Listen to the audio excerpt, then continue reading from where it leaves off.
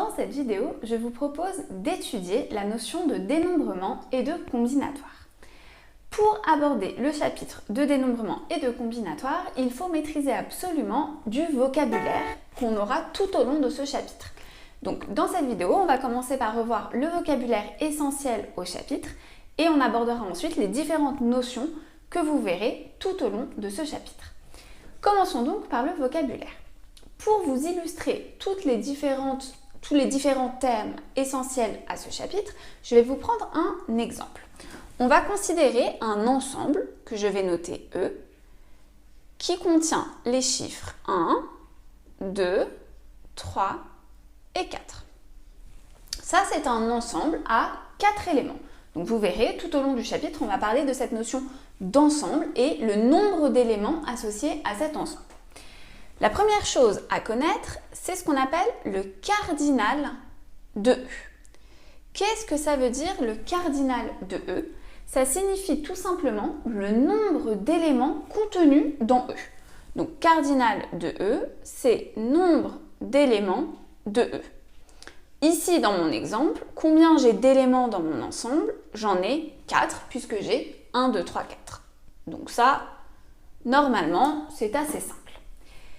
Là où ça va se compliquer, ça va être avec cette notion de K-uplé. Et cette notion qu'il ne faudra surtout pas confondre avec la notion de partie qu'on verra juste après. Qu'est-ce que ça veut dire cette notion de K-uplé? Donc K déjà, ça sera un nombre, 1, 2, 3, 4, etc. etc. Et qu'est-ce que ça va signifier? Je vais vous prendre un exemple avec l'ensemble U. Si par exemple, je cherche les 3 uplés de l'ensemble U. Donc déjà, les 3 uplés, on appellera ça plus généralement les triplés, de même que les 2 uplés, on appellera ça des couples. Ce sont deux termes spécifiques, uniquement pour 2 uplés et 3 uplés.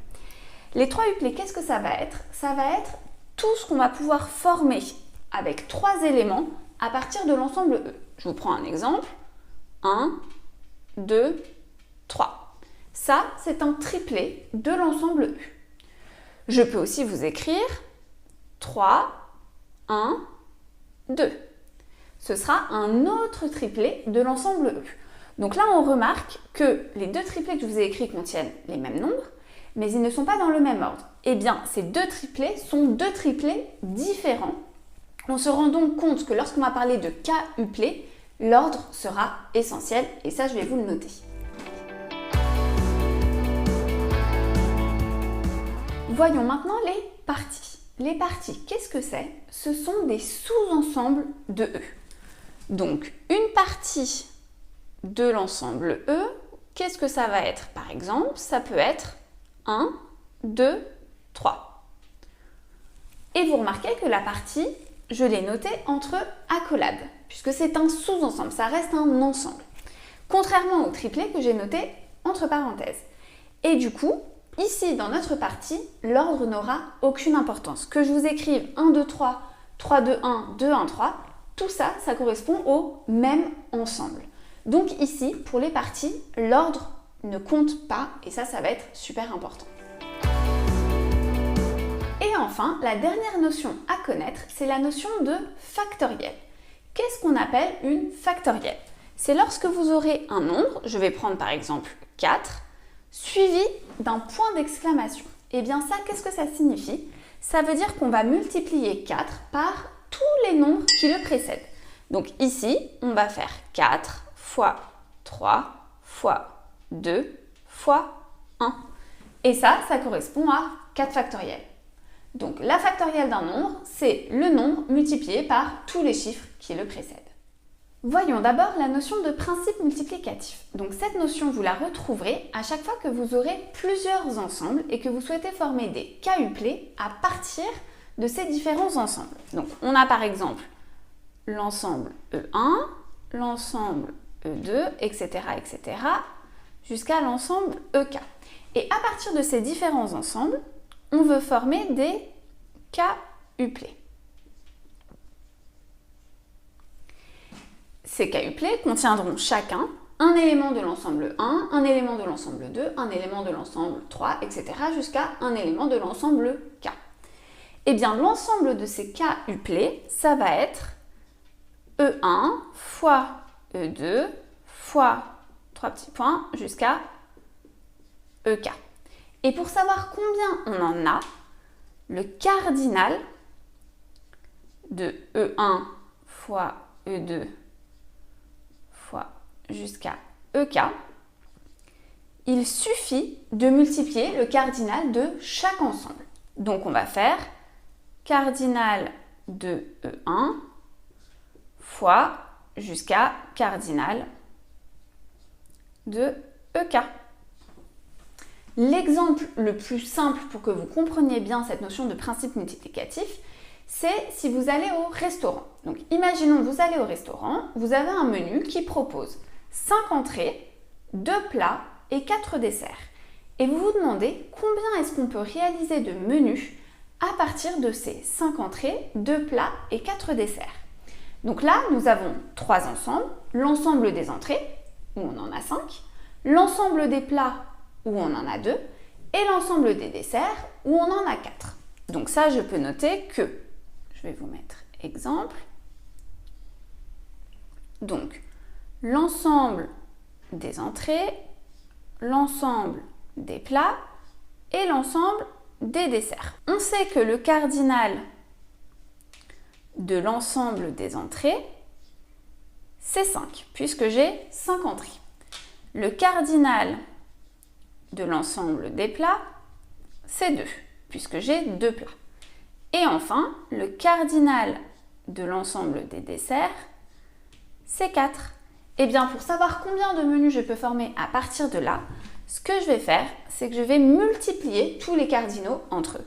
Ce qui va me faire 5 fois 2 fois 4 égale 40.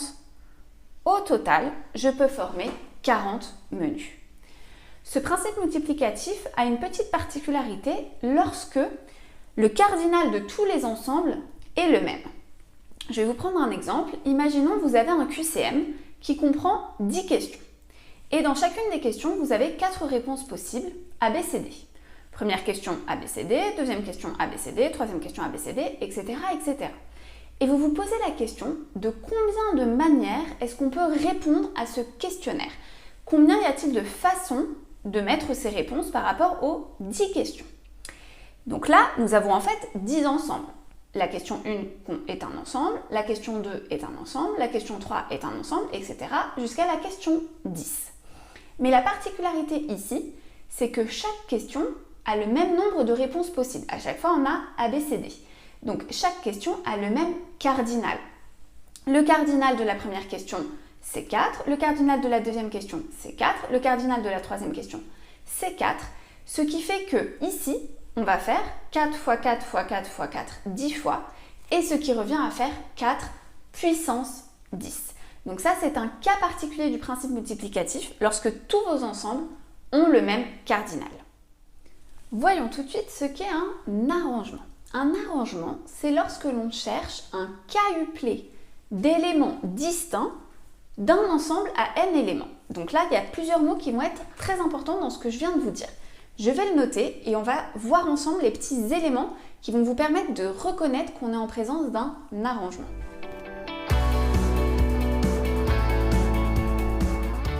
Ici, il y a 2 mots très importants. Le premier mot, c'est quadruplet. Puisque tout à l'heure, je vous ai dit qu'à chaque fois qu'on parlerait de quadruplet, l'ordre sera important. Ça veut dire que lorsque l'on est dans le cas d'un arrangement, l'ordre est très important. Et il y a un deuxième mot très important, c'est le mot distinct. Ce mot distinct signifie qu'il ne peut pas y avoir de répétition. Donc là, les 2 choses très importantes, c'est que l'ordre compte et qu'on ne peut pas avoir de répétition. Pas de répétition possible. Je vais vous donner la formule pour calculer un arrangement et ensuite je vous donnerai un exemple typique des arrangements. Donc la formule, c'est n fois n-1 fois 3 petits points fois n-k plus 1. qu'on peut aussi noter sous forme de factoriel, n factoriel sur n-k factoriel. Écrit comme ça vous parle pas trop. Je vais vous prendre un exemple. Imaginons, nous avons une course dans laquelle il y a 25 concurrents, donc 25 personnes qui participent à une course. Et on veut connaître le nombre de podiums, donc un podium c'est médaille d'or, médaille d'argent, médaille de bronze, combien de podiums on peut réaliser à partir de ces 25 concurrents. Par exemple, le premier concurrent arrive en premier, le deuxième concurrent arrive en deuxième et le cinquième concurrent arrive en troisième, etc., etc. Il y a évidemment beaucoup de possibilités de podiums. Eh bien, je veux savoir combien j'en ai. Donc déjà, pourquoi est-ce qu'on est dans un arrangement? Parce qu'ici, l'ordre est important. Imaginons le podium, c'est 1, 2, 3. Ça ne sera pas la même chose que 3, 2, 1. Donc, c'est pour ça qu'on est en présence d'un quintuplet. Et enfin, pas de répétition possible. Si la première personne est arrivée en première position, elle ne peut pas arriver en deuxième position. Donc, différentes personnes pour chaque position. On est bien en présence d'un arrangement. On va donc appliquer la formule.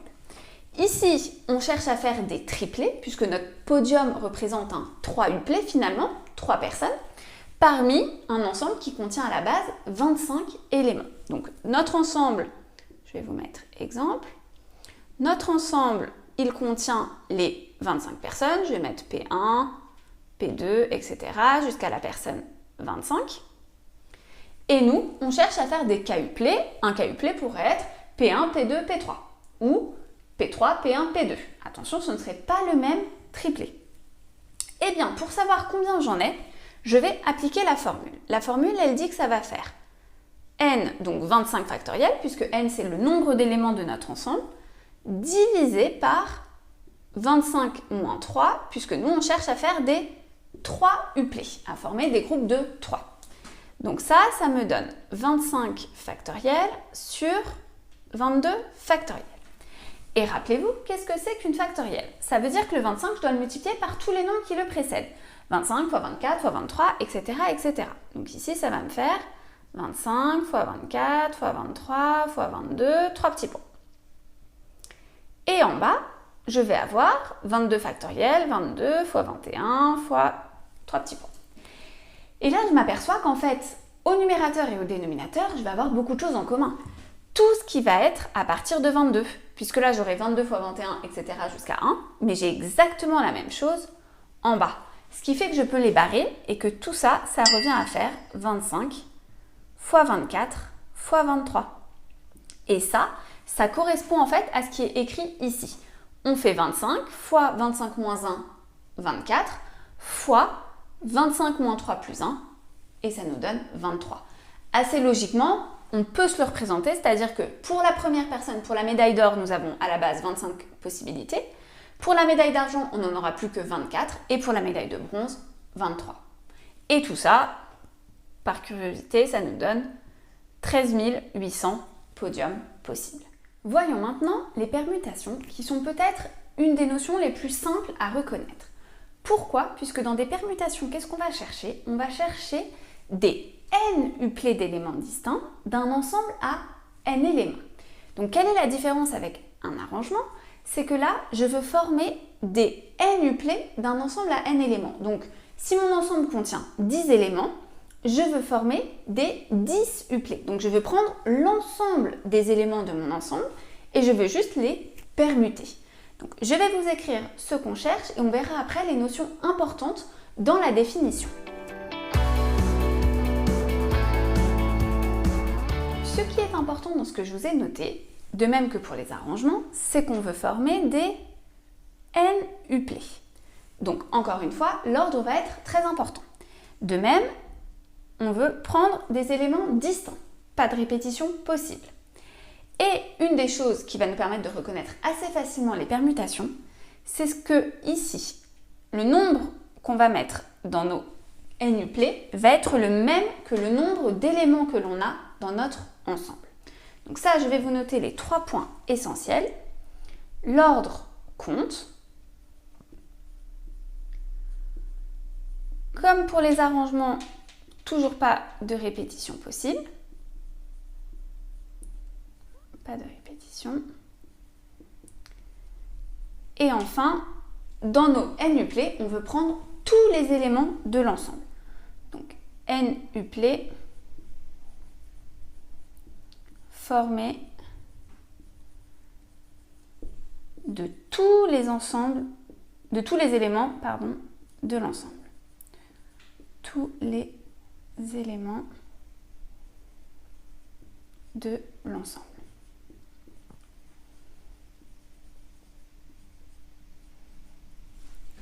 La formule, je vais vous la donner, elle est assez simple puisque c'est n factoriel.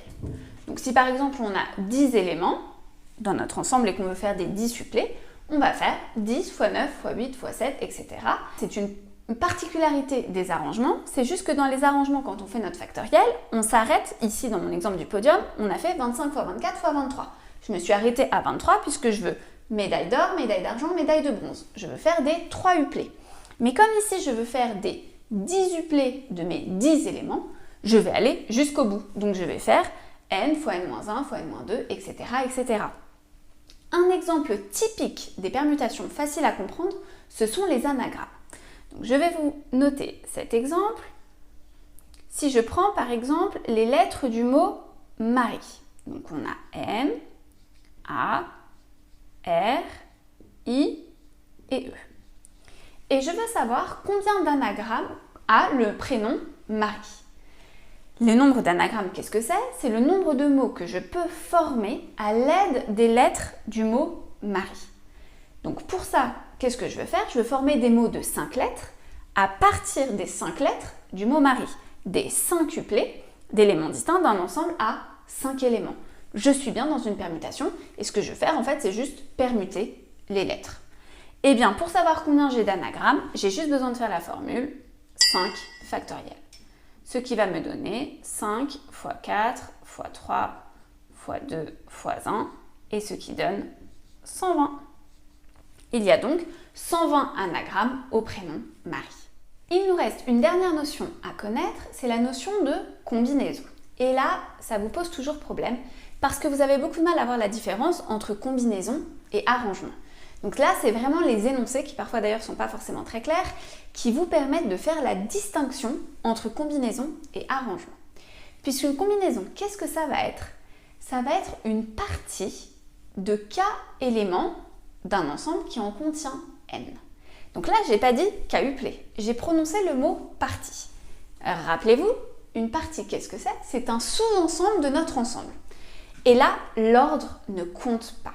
C'est-à-dire que dans une combinaison, si par exemple, on revient à 1, 2, 3, 4, notre ensemble de départ, 1, 2, 3, 3, 2, 1, 2, 1, 3, tout ça, ça forme une même combinaison. Ce ne sont pas des combinaisons différentes, contrairement aux arrangements.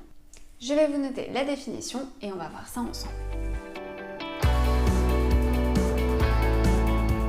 Donc là, les deux mots très importants que je vous ai notés, c'est le mot partie.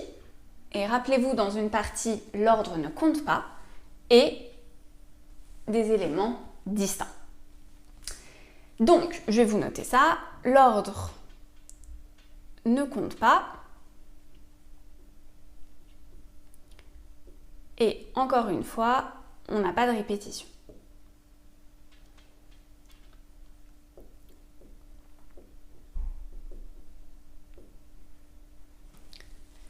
Et je vais vous noter la formule pour connaître le nombre de combinaisons dans un exercice. Ça a une notation un petit peu particulière. Ça se note k parmi n. C'est ce qu'on appelle un coefficient binomial. Il y aura d'ailleurs quelques petites propriétés à connaître sur les coefficients binomiaux qui font l'objet d'une autre vidéo. Donc k parmi n, comment je fais pour calculer ça? Ça me donne n factoriel sur k factoriel n-k factoriel. Et grâce à ce petit coefficient binomial et à sa formule, vous allez pouvoir déterminer le nombre de combinaisons d'un ensemble. L'exemple typique des combinaisons, c'est le loto. Dans une grille de loto, vous avez 49 numéros et vous devez en cocher 6 pour pouvoir espérer gagner le gros lot. Quelqu'un qui va cocher 1, 2, 3, 4, 5, 6 aura finalement coché exactement les mêmes numéros que quelqu'un qui aura coché dans un autre ordre 6, 5, 4, 3, 2, 1. Et c'est pour ça qu'on parle ici de partie et non de quadruplé, puisque 1, 2, 3, 4, 5, 6 ou 6, 5, 4, 3, 2, 1, c'est finalement exactement la même chose. Donc, si je reviens à mon exemple, je veux calculer 6 numéros parmi 49. Et ça, si j'applique ma formule, ça va me donner 49 sur 6 factoriel, 49 moins 6 factoriel. Ce qui me donne, donc en haut, ça veut dire 49 fois 48 fois tac tac tac jusqu'à 1. En bas, j'ai toujours mon 6 factoriel et 43 factoriel. Mes 43 factoriels, je vais avoir 43 fois 42 fois 41, etc. J'aurai exactement la même chose en haut, à partir de 43. Donc je peux barrer tout ce qui va être ici. Du coup, en haut, il va me rester 49 fois 48 jusqu'à 44, divisé par 6 fois 5 fois 4 jusqu'à 1. Et ça, après, vous le faites à la calculatrice et vous trouvez le nombre de combinaisons possibles. Nous avons donc au total 13 983 816 possibilités de grille au loto, donc une chance sur quasiment 14 millions de gagner. Pour calculer un coefficient binomial, vous pouvez aussi utiliser votre calculatrice et cela fait aussi l'objet d'une autre vidéo, tout ce qui concerne l'utilisation de la calculette. J'espère que cette vidéo est claire et vous a permis de voir la différence entre les différentes notions de dénombrement et de combinatoire. N'hésitez pas à me poser toutes vos questions en commentaire ci-dessous et à regarder mes autres vidéos qui traitent d'exemples typiques pour chacune de ces notions. Je vous dis à très bientôt les lolos!